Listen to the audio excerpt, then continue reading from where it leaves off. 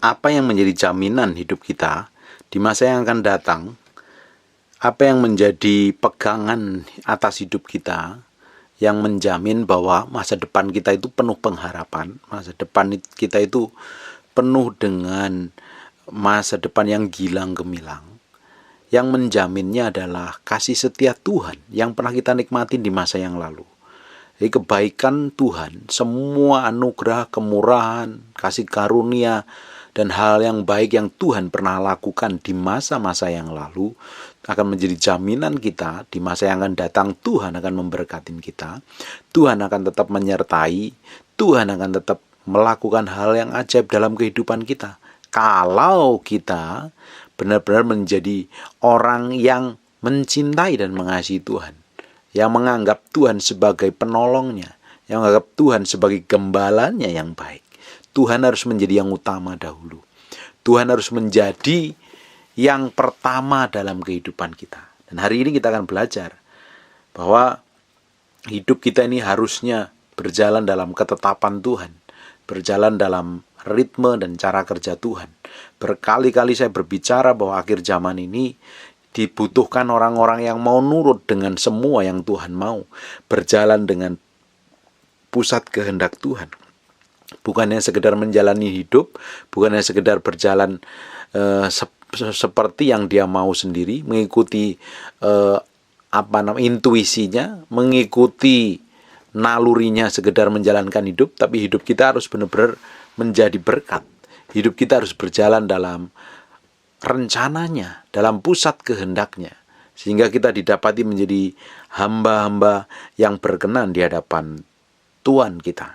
Di Mazmur 23 ayat pertama mulai, Mazmur Daud, Tuhan adalah gembalaku. Kalau Tuhan adalah gembalaku, kalau Tuhan adalah segala sesuatu yang utama dalam kehidupan kita, yang memimpin, yang membimbing kita, yang membawa kita dalam pusat kehendaknya, yang menerangi, dan Tuhan menjadi sumber satu-satunya. Kalau kita ini mengaku sebagai domba dan Tuhan sebagai gembala kita, harusnya yang mengendalikan hidup kita, yang mengendalikan tujuan kita bukanlah cita-cita kita sendiri, bukan ego dan kemauan kita sendiri. Harusnya kita sebagai domba mengikuti apa yang gembala suruh, gembala kita pimpin, gembala kita mau kemana kita berjalan. Kalau kita mengaku Tuhan sebagai pemimpin dalam kehidupan kita, kita benar-benar mengakui Tuhan yang menjadi sumber satu-satunya, Tuhan sumber kekuatan kita, Tuhan sumber kesembuhan kita. Bapak Ibu hari ini mengalami apa? Mungkin Bapak Ibu mengalami kekurangan dan kita harus datang kepada Tuhan dan kita anggap Tuhan adalah sumber segala satu-satunya. Kalau Bapak Ibu butuh kesembuhan, butuh breakthrough, butuh kelepasan, butuh apapun juga, kita harus datang kepada Tuhan yang sebagai gembala kita. Tuhan satu-satunya, Tuhan yang memimpin, Tuhan yang mengendalikan, Tuhan yang berkuasa. Gembala itu berkuasa atas semua domba-dombanya dan domba-dombanya harus nurut. Kalau dombanya tidak nurut, dia bukan menjadi domba, dia akan menjadi kambing yang liar, yang suka lompat kandang. Tapi kalau domba itu nurut dengan gembalanya, gembala kita adalah Tuhan. Kalau Tuhan ngomong A, kita ikutin. Ya, kita percaya bahwa gembala kita, Tuhan kita adalah gembala yang agung, yang mencukupi segala sesuatu yang kita butuhkan. Kalau kita mengaku Tuhan sebagai gembala kita, ayat selanjutnya, takkan kekurangan aku. Pasti ada kelimpahan, ada kecukupan, ada berkat yang disediakan. Kehidupan kita harusnya tidak perlu khawatir dengan apa yang kita makan, apa yang kita minum, apa yang kita pakai. Karena kita tahu bahwa kalau kita menempatkan Tuhan menjadi satu-satunya Tuhan dan Raja dalam kehidupan kita, Dia akan mencukupi. Bapak Ibu perlu kesembuhan, Dia sumber kesembuhan. Bapak Ibu perlu makanan, Dia sumber segala sesuatu yang akan menyediakan. Bapak Ibu perlu perlindungan yang hari ini khawatir, resah, dihantui masalah atau apapun juga, Dia adalah sumber kehidupan, Dia sumber perlindungan. Dia adalah begitu power dan perkasa yang akan memproteksi dan menjagai apa yang Bapak Ibu akan lakukan, apa yang Bapak Ibu khawatirkan. Dia akan datang dengan segala kekuatan yang ajaib membuat Bapak Ibu menjadi tenang. Tuhan adalah sumber segala-galanya. Sekarang yang jadi masalahnya, kita anggap Tuhan sebagai apa dahulu? Seringkali orang melupakan Tuhan dan datang kepada Tuhan ketika dia sudah terjepit. Dia sudah nggak mampu lagi baru di padang Tuhan. Dan harusnya kalau kita ini mengaku Tuhan sebagai satu-satunya pemimpin dalam kehidupan kita, kita tuh harus tahu dalam segala posisi, dalam kondisi apapun, kita harus mengutamakan Tuhan, menomorsatukan Tuhan, mengikuti arahan Tuhan yang Tuhan mau lakukan kemana. Kenapa kok seringkali kita ini gagal, seringkali kita ini kebentur-bentur masalah dan seringkali menghadapi problem yang gak ada kelar-kelarnya? Karena kita coba berjalan tidak seperti yang Tuhan mau. Kita berjalan di luar pagar, kita berjalan di luar kendali pemimpin kita yang maha kudus, yang maha suci. Kita berjalan dengan mau kita sendiri, yang kita anggap aman ternyata di luar pagar perlindungan Tuhan. Tidak ada pengawasan secara kudus. Karena orang yang berjalan di luar pagar artinya apa? Dia membuka celah terhadap dosa. Ujungnya apa? Ketika dosa itu berkuasa, dosa itu memasukin, ada celah yang dibuka sehingga serigala, sehingga iblis, sehingga binatang-binatang liar menyergapnya. Karena tidak ada perlindungan Tuhan. Dosa membuat benteng perlindungan Tuhan itu roboh, terbuka. Sehingga semua serangan hewan binatang liar, iblis dan setan akan bisa masuk dengan mudahnya. Dosa membuat celah sehingga ada kesempatan setan untuk mengambil keuntungan. Dosa memberi otoritas penuh kepada setan untuk menggagai dan menguasai. Kita ini kalau menjadi domba, kita harus ngikutin apa yang Tuhan mau. Tuhan suruh A, Tuhan suruh B, Tuhan suruh ngelakuin apa saja, kita ikutin saja. Karena kita tahu Dia adalah gembala yang baik. Dia akan membawa kita ke dalam padang rumput yang hijau. Ia membaringkan aku di padang yang berumput hijau. Kita tahu kenapa kok Tuhan membaringkan kita kepada rumput yang ada penyediaan secara ilahi. Dia akan membawa kita ke dalam tempat di mana kita bisa menikmatin berkat Tuhan, menikmatin kasih karunia Tuhan. Harusnya kita orang percaya yang benar-benar ngakui Tuhan dan Juru Selamat. Tidak ada khawatir pun. Kalau kita masih khawatir, artinya kekuatan kita yang menguasai. Kekuatan kita yang selama ini berkuasa. Kenapa orang bisa khawatir? Karena dia mengandalkan kekuatannya sendiri. Kalau kita ini mengaku Tuhan, mengenal Tuhan sesungguhnya, kita tidak perlu khawatir lagi. Karena Tuhan adalah satu-satunya sumber. Tuhan yang akan menyediakan segala sesuatu di masa yang akan datang. Hal yang baik, hal yang agung, hal yang mulia. Bapak Ibu, kenapa Tuhan membaringkan kita dahulu di padang berumput hijau sebelum kita melakukan makan? Karena kita harus belajar berserah. Kita harus menikmatin sebelum kita bisa menikmatin hidup hari-harimu. Kalau bangun pagi, belajar berserah dulu di hadapan Tuhan. Rest dulu di hadapan Tuhan. Seringkali kita coba pakai kekuatan kita untuk melakukan segala sesuatu. Sebelum kita melakukan pekerjaan, kita tidak datang berserah dulu kepada Tuhan. Ujungnya apa? Kita seringkali menghadapi kegagalan, menghadapi problema dan masalah. Dan Tuhan sebelum membawa kita ke dalam rumput yang itu, Dia membaringkan dahulu, rest dulu. Artinya kita harus menghadap yang maha mulia, menyerahkan kekuatan kita kepada Tuhan, kita enjoy dalam hadirat-Nya. Belajar memberi waktu untuk menyembah Tuhan. Sebelum melakukan aktivitas event itu, kita bangun pagi, harus sarapan, harus makan, melakukan pekerjaan, aktivitas apapun, kita harus berbaring dulu, berendam di dalam hadirat Tuhan. Biasakan kita memiliki kedekatan, hubungan, keintiman dengan Tuhan. Jangan melakukan apa-apa sebelum kita datang berendam dalam hadirat-Nya. Kita rest dulu. Kita menyembah dulu. Memberikan korban hati kita ini sebagai persembahan yang harum dulu di hadapan Tuhan. Mulut kita memuliakan Tuhan, mengagungkan, memberikan pujian dan pengagungan dengan ucapan syukur. Kita datang kepada Tuhan. Bukan langsung melakukan segala sesuatu. Sikat sana, sikat sini, melakukan aktivitas pekerjaan. Datang dulu di hadapan Tuhan.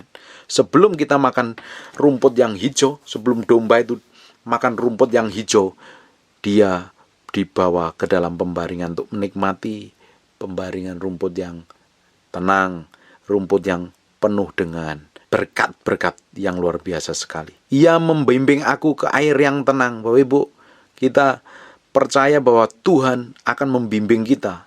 Dia akan membawa kita dari perjalanan kita hari demi hari.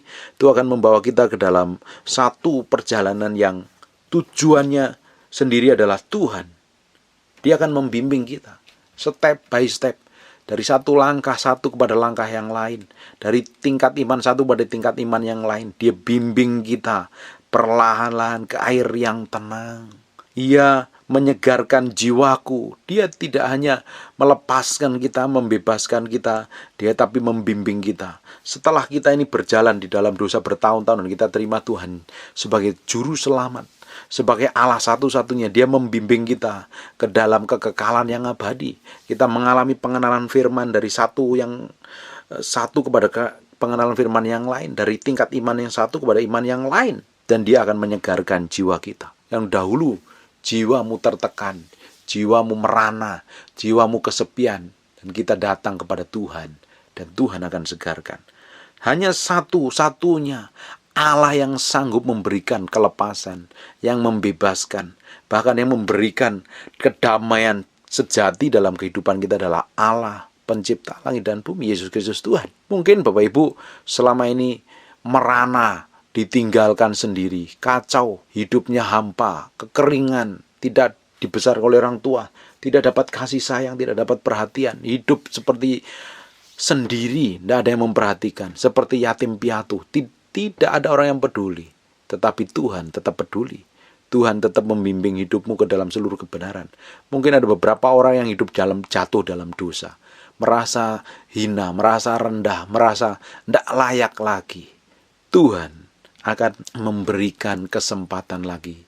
Dia tangannya terbuka untuk membimbing kita ke dalam semua jalan kebenaran, jalan penuh dengan berkat, jalan penuh dengan kedamaian, dan dia akan menyegarkan jiwa kita. Mungkin beberapa orang sudah mau menyerah hidupnya atas segala persoalan yang terjadi. Mungkin sudah menyerah dengan keluarganya, sudah menyerah dengan semua pekerjaannya, semua masa depannya. Hari ini ada berita baik. Tuhan akan sebagai gembala yang akan mencukupi semua kebutuhan kita. Dia akan membawa kita ke dalam rumput yang itu membimbing. Bahkan dia akan menyegarkan jiwa kita dari semua tekanan yang ada. Ada beberapa orang yang benar-benar stres menghadapi masalah karena masalah hutang, masalah keuangan. Tuhan sanggup mencukupi. Tuhan sanggup memberikan kelepasan. Kabar baiknya hari ini, Tuhan sedang berurusan dengan hatimu. Tuhan sedang berurusan dengan jiwamu. Tuhan sedang berurusan dengan hidupmu.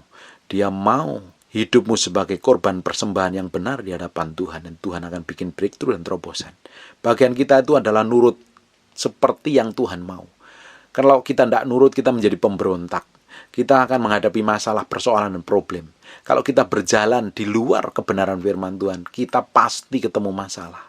Kalau kita berjalan di dalam dosa, kita akan ketemu kengerian-kengerian dari satu kengerian yang lain. Datang kepada Tuhan, berikan hidupmu dan bertobat. Sungguh-sungguh kembali kepada Tuhan. Tuhan akan menyegarkan jiwamu. Hari ini engkau sedang hampa, kering, putus asa. Tuhan hari ini berbicara kepada hatimu, Tuhan akan menyegarkan jiwamu. Dia akan membimbing kamu kepada air yang tenang. Hanya firman dan kebenarannya yang sanggup membawa kita dalam ketenangan yang sejati. Uang kita, jabatan kita, harta benda kita tidak akan pernah memberikan ketenangan. Ketenaran atau kemasyhuran namamu tidak akan memberikan ketenangan. Bahkan kita kenal dengan pejabat-pejabat tinggi, tidak akan memberikan ketenangan. Ketika kita tenang, ketika kita ini diam dalam hadirat Tuhan, menyerahkan hati kita ke hadapan Tuhan. Tidak ada penyerahan yang sempurna kecuali kita ini benar-benar bertobat di hadapan Tuhan. Kita harus menyerahkan seluruh kehidupan, kemampuan, keinginan, semua yang kita miliki di hadapan Tuhan. Supaya kita itu belajar menyerah. Tidak memakai kekuatan kita sendiri. Kenapa ada beberapa orang karena jabatannya, karena uangnya, karena hartanya, karena kemasyhurannya itu menjadi tempat yang tenang, tempat kenyamanan. Kita tidak bisa datang menyerah kepada Tuhan kalau sampai segala sesuatu yang kita miliki menjadi sumber kekuatan ketenangan kita. Kita harus menaruhnya sepenuhnya di hadapan Tuhan. Bapak Ibu yang dalam kekhawatiran, dalam masa-masa yang stres dan putus asa, kabar baiknya hari ini, Tuhan akan menyegarkan jiwamu dan akan menuntun jalan yang benar karena namanya. Kalau kita benar-benar meninggikan Tuhan, mengagungkan Tuhan, memuliakan Tuhan, dan hidup kita karena namanya, Tuhan akan membebaskan dan menuntun kita ke dalam jalan kebenaran. Hanya nama Yesus di kolong langit ini, tidak ada nama lain yang sanggup menyelamatkan. Hanya nama Yesus yang power dan berkuasa itu yang akan membawa kita ke dalam jalan kebenaran. Tidak ada yang lain. Tidak ada nama di muka bumi yang membuat hidupmu tenang, hidupmu nyaman, hidupmu damai. Tidak ada jaminan nama-nama yang Bapak Ibu kenal mungkin, saudara-saudara kenal, yang memiliki jabatan tinggi, pangkat yang tinggi, tidak akan memberikan kenyamanan kecuali nama Yesus Kristus Tuhan. Tidak ada nama lain yang begitu berkuasa dan powerful kecuali Yesus Tuhan yang akan membawa kita ke dalam kebenaran yang sejati. Ayat 4, sekalipun aku berjalan dalam lembah kekelaman, aku tidak takut bahaya. Sebab engkau besertaku, gadamu dan tongkatmu itulah yang menghibur aku. Sejak kita berjalan dalam kebenaran, sejak kita mengikut Tuhan, tidak dijanjikan bahwa perjalanan hidup kita itu akan mulus. Kita akan menghadapi masalah, kita akan menghadapi problem, bahkan kita akan seakan-akan dibiarkan Tuhan. Seakan-akan kita jerit, Tuhan tidak jawab. Seakan kita sudah berpuasa, kita sudah berdoa, kita sudah menyembah Tuhan, seakan-akan Tuhan jauh. Sebenarnya Tuhan tidak jauh. Tuhan ada. Tuhan memperhatikan. Karena Tuhan kadang izinkan kita itu berjalan dalam lembah kekelaman, supaya hati kita itu nempel kepada Tuhan. Karena tongkatnya Tuhan sebagai tongkat yang mendidik. Dan gada Tuhan, gada yang melindungi dari semua pencobaan, semua jerat dosa atau apapun, semua kengerian-kengerian, Dia akan melindungi kita. Kadang tongkat Tuhan yang akan menghajar kita ketika kita tidak berjalan sesuai yang Tuhan mau. Tujuannya didikan, tongkat didikan itu akan membawa kita, hati kita itu nempelnya kepada Tuhan, bukan nempel kepada yang lain. Kalau Bapak Ibu menghadapi masalah hari ini, masalah yang rumit, masalah yang susah dipecahkan, masalah yang seakan nggak ada jalan keluarnya, Bapak Ibu sedang berada dalam lembah kekelaman, dengarkan baik-baik. Tongkat dan gada Tuhan yang akan memproteksi, menjagamu, yang akan menghiburmu. Ada Roh Kudus yang akan menghiburmu. Belajar berserah di masa sulit, di masa sukar, di masa yang tidak ada jalan keluar. Waktunya kita berserah, menyerahkan diri, hati kita sepenuhnya kepada Tuhan. Sebab Tuhan, ketika kita berserah, Tuhan sendiri yang akan campur tangan. Ketika kita coba pakai kekuatan kita, pakai pengalaman kita, justru seringkali kita akan menghadapi masalah jalan buntu yang gak ada jalan keluarnya. Hari ini waktunya berserah. Hari ini waktunya kita memberikan hati kita sebagai korban yang berkenan di hadapan Tuhan. Kita percaya Tuhan akan menjadikan hal besar di masa yang akan datang. Hari ini mungkin ada beberapa yang sudah dikejar-kejar debt collector, sudah gak tahu mesti ngapain lagi. Serahkan hidupmu, belajar berserah kepada Tuhan. Belajar kembali kepada Tuhan. Sungguh-sungguh Dia akan menuntun kepada jalan kebenaran dan kehidupan. Bahkan Dia akan memberikan makanan di hadapan lawan-lawan kita. Ayat yang kelima, engkau menyediakan hidangan bagiku di hadapan lawanku. Tuhan pastikan bahwa ketika kita ini menganggap Dia sebagai Tuhan satu-satunya, pemimpin, juru selamat yang membimbing, kita harus ikutin apa yang Dia mau. Kita akan hidup tenang, kita hidup nyaman, ada jaminan secara ilahi bahwa Tuhan akan menyediakan hidangan. Tuhan akan mencukupi semua kebutuhan kita, keperluan kita. Bahkan Dia tidak hanya berhenti sampai mencukupi, melindungi, memberkati, menuntun kita, bahkan Dia mengurapi kita dengan urapan yang powerful lagi. Engkau mengurapi kepalaku dengan minyak dan pialaku melimpah. Bapak Ibu, orang yang menyerahkan hatinya, benar-benar hidupnya diserahkan di hadapan Tuhan, menjadi korban persembahan yang benar di hadapan Tuhan, Tuhan akan proteksi, Tuhan akan berkati, bahkan Tuhan akan urapi. Ketika seseorang itu didapatin menjadi favoritnya Tuhan, menjadi orang yang berkenan di hadapan Tuhan, karena Tuhan mengurapi seseorang yang benar-benar berkenan di hadapan Tuhan. Kemanapun orang itu pergi, kemanapun kita pergi, kalau kita ini sudah menjadi korban persembahan yang berkenan di hadapan Tuhan, menjadi orang yang difavoritkan Tuhan. Di ayat 6 berbicara, kebajikan dan kemurahan belaka yang akan mengikuti aku. Kita kemana kita pergi, kebajikan dan kemurahan Tuhan, favor, kemurahan Tuhan yang orang lain tidak dapat, kita dapatkan. Bapak Ibu, kasih Tuhan itu sama rata. Dia tidak pernah membeda-bedakan antara satu dengan yang lainnya. Tetapi Tuhan memberikan perlakuan beda kepada orang-orang yang nurut berjalan dalam pusat kehendak-Nya. Orang yang didapatin mengasihi Tuhan lebih di antara yang lain. Dia akan diperlakukan berbeda. Tidak heran dia memperlakukan orang-orang itu secara khusus. Seperti Tuhan memperlakukan Henok. Seperti Tuhan memperlakukan Elia dan Elisa. Seperti Tuhan memperlakukan hamba-hamba yang benar-benar didapatin seperti Daud. Hidup mereka tidak nyaman, hidup mereka akan menghadapi banyak masalah, dan ujungnya ada proteksi dan penyertaan Tuhan. Ada kasih Tuhan yang melimpah. Ketika orang itu mencari Tuhan dengan sungguh-sungguh, seperti Esther yang mencari Tuhan, seperti Daniel yang sungguh-sungguh mencari Tuhan, ada promosi dan peninggian Tuhan, ada berkat Tuhan, kebaikan di tempat sulit pun ada orang-orang yang ditetapkan Tuhan untuk memberkati. Kebaikan, kebajikan, dan kemurahan Tuhan yang akan mengikuti. Di tempat-tempat tandus sekalipun ditempatkan, orang yang diurapin Tuhan akan menjadi berkat. Bahkan berkat itu akan dikirimnya. Tidak perlu khawatir, tidak perlu bingung, tidak perlu resah. Bapak Ibu ngadepin apa hari ini? Mungkin dalam padang gurun yang sulit sekalipun. Di masa-masa yang tandus, masa-masa yang kering, tidak ada jalan keluarnya. Ada kabar baik hari ini. Ketika kita ini benar-benar mengikuti Tuhan, berjalan dalam kekudusan, berjalan dengan ritme, bercara Tuhan, mengikuti apa yang Tuhan mau. Tuhan sebagai gembala kita yang agung. Kita seperti domba yang mengikuti apa yang gembala suruh, gembala mau.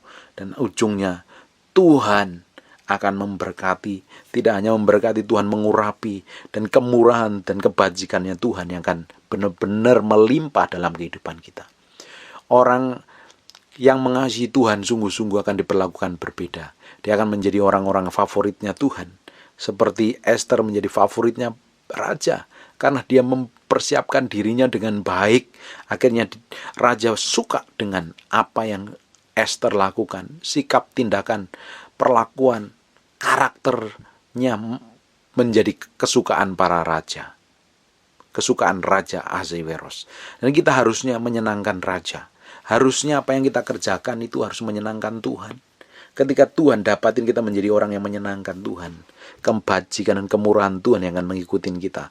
Bahkan seumur hidupku akan diam di dalam rumah Tuhan sepanjang masa. Ujungnya kita hidup dalam kekekalan, melayani Tuhan Allah yang maha hidup, Allah maha kuasa, maha mulia dan maha agung. Ujungnya hidup kita akan melayani Tuhan dan menyenangkan Tuhan. Ada kedamaian, ada kehidupan kekal yang abadi. Bapak Ibu, hari ini waktunya kembali kepada Tuhan, menyerahkan hati kita. Saya tidak tahu apapun yang Bapak Ibu hadapi. Mungkin pelayanan sudah bertahun-tahun tidak ada breakthrough dan terobosan. Waktunya datang kepada Tuhan, menyerahkan semua keinginan, semua kerinduan, semua cita-cita kita. Semua apa yang kita benar-benar rindukan itu ditaruh di hadapan Tuhan. Dan kita mesti taruh hati kita di hadapan Tuhan sungguh-sungguh. Kita jadikan korban yang persembahan yang berkenan di hadapan Tuhan. Ketika kita ini berserah kepada Tuhan, mengikuti apa yang Tuhan mau, Tuhan janjikan, Tuhan akan berkati, Tuhan akan bimbing, Tuhan akan segarkan, Tuhan akan cukupi semua kebutuhan kita, Tuhan akan urapi, bahkan kebajikan kemurahan akan mengikuti kita, berkat akan mengejar kita, bahkan hidup kita menjadi berkat bagi banyak orang. Hari ini, jaminan masa depanmu adalah ketika kita mengikuti apa yang Tuhan mau. Berjalan dalam kesucian, berjalan dalam kekudusan, seperti yang Tuhan mau. Hidup kita tidak lagi main-main. Hidup kita harus mengikuti apa yang Tuhan mau. Tidak tahukah kamu adalah bait Roh Kudus. Roh Kudus yang diam di dalam kamu. Harusnya ketika kita ini mengalami kelahiran baru, Kristus yang menguasai. Dan kita menjadi tawanan rohnya, mengikuti apa yang Roh Kudus mau. Apa yang gembala mau, kita ikutin. Dan ujungnya kita menyenangkan gembala agung kita, Yesus Kristus Tuhan. Kita tidak bisa hidup semau kita sendiri. Kita tidak bisa hidup seperti yang orang dunia lakukan. Kalau kita hidup seperti orang dunia lakukan, kita hidup di luar kasih karunia Tuhan, di luar proteksi Tuhan. Kita harus menjadi domba yang baik, bukan menjadi kambing. Kita harus mengikuti suara gembala kita, Yesus Kristus Tuhan, dan ikutin. Dan ujungnya hidup menyenangkan Tuhan dan hidup dalam rumah Tuhan sepanjang masa. Tidak ada kekhawatiran, tidak ada kekacauan, tidak ada perkara dunia apapun juga yang sanggup menguasai hati kita, mengacaukan damai sejahtera kita. Sekalipun kita dalam masa-masa sulit, Tuhan tetap menyertai, Tuhan tetap memproteksi, Tuhan tetap melindungi. Kadang diizinkan tongkatnya Tuhan sebagai tongkat didikan untuk mengajar kita. Sekalipun kita menghadapi masa sulit hari ini, Bapak Ibu, semua hari sulit apa? Tongkat dan gada Tuhan yang akan melindungi, memproteksi hidup kita selama-lamanya. Dan tujuannya satu, hidup kita menjadi berkat bagi kemuliaan nama Tuhan. Amin. Jaminan masa depanmu adalah ketika hidupmu berserah penuh di hadapan Tuhan. Yang menjadi jaminan hidup masa depan kita adalah semua kebaikan Tuhan yang pernah Tuhan lakukan di masa lalu dan Dia sanggup lakukan lagi di masa yang akan datang. Hati kita waktunya nempel kepada Tuhan, mencari Tuhan dan bersungguh-sungguh menyembah dan menyenangkan Tuhan. Amin. God bless you.